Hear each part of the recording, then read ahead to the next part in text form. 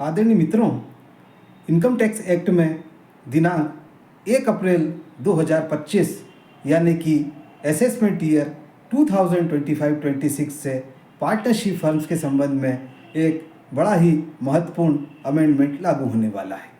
और यह amendment income tax act की सेक्शन 40 क्लास बी से संबंधित है। आइए इस बारे में हम विस्तार से चर्चा करते हैं।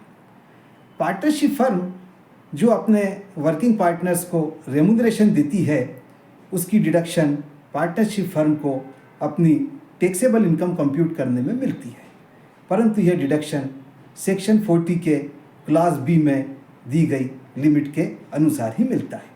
अभी वर्तमान में जो लिमिट है वह इस प्रकार से है कि बुक प्रॉफिट के प्रथम 3 लाख रुपये तक बुक प्रॉफिट का 90% या 1.5 लाख रुपया दोनों में जो भी अधिक हो, और बचे हुए बुक प्रॉफिट का 60%। यह लिमिट सभी पार्टनर्स के टोटल रिम्यूनरेशन की सामूहिक लिमिट है।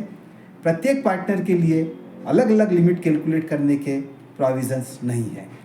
बुक प्रॉफिट को कैलकुलेट करने की विधि क्लास बी के एक्सप्लेनेशन 3 में दी गई है। वर्किंग पार्टनर कौन है, यह क्लास बी के एक्सप्लेनेशन 4 में बताया गया है। यदि बुक प्रॉफिट नहीं है या बुक प्रॉफिट की जगह बुक लॉस है तो हम उस पर चर्चा नहीं कर रहे हैं, क्योंकि वह हमारे वर्तमान विषय के लिए रेलेवेंट नहीं है।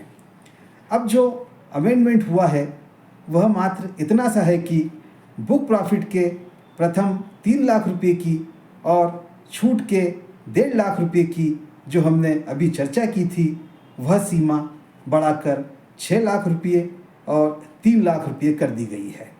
मतलब कि अब डिडक्शन की लिमिट बढ़कर रहेगी बुक प्रॉफिट के प्रथम 6 लाख रुपये तक बुक प्रॉफिट का 90% या फिर 3 लाख रुपये, दोनों में से जो भी अधिक हो। बाकी सभी प्रावधान पूर्ववत है। अब आता है हमारे आज के इस वीडियो को बनाने का मुख्य उद्देश्य। एक बड़ी ही महत्वपूर्ण बात है कि पार्टनर के रिम्यूनरेशन का डिडक्शन तभी मिलेगा जबकि remuneration authorised by partnership deed हो, in accordance with terms of partnership deed हो और relates to period falling after the date of partnership deed हो। अब कई मामलों में ऐसा हो सकता है कि पार्टनरशिप डीड के अनुसार रेम्यूनरेशन इतना हो ही नहीं कि बढ़ी हुई लिमिट का बेनिफिट फर्म को मिल सके, और बगैर पार्टनरशिप डीड में अमेंडमेंट के रेम्यूनरेशन बढ़ाना और उसकी डिडक्शन लेना कानून सम्मत नहीं होगा। अतः बढ़ी हुई लिमिट का बेनिफिट लेने के लिए पार्टनरशिप डीड में अमेंडमेंट अत्यंत आवश्यक है, और यह अमेंडमेंट भी वित्त वर्ष 2024-25 के भीतर ही होना चाहिए। और जो बढ़ा हुआ रेम्यूनरेशन होगा वह केवल उस पीरियड के लिए ही होगा जो कि पार्टनरशिप डीड के अमेंडमेंट के पश्चात और वित्त वर्ष 2024-25 समाप्त होने के पूर्व के समय का होगा।